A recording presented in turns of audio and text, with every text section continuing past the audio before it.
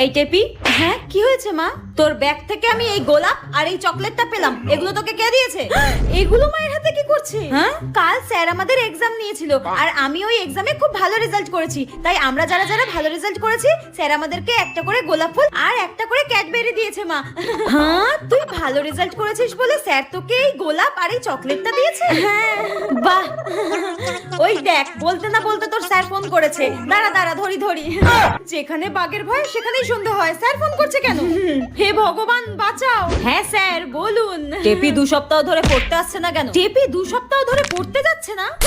কিন্তু স্যার, কালকে তো আমার মেয়ে টেপি আপনার কাছে পড়তে গিয়েছিল। আপনি সরস্বতী পুজোর দিনও এক্সট্রা ক্লাস নিয়েছেন, পড়িয়েছেন। আমার মেয়ে ভালো রেজাল্ট করেছে বলে আপনি ওকে গোলাপ ফুল চকলেট দিয়েছেন, তাই না? কালকে তো আমি কাউকে পড়াইনি।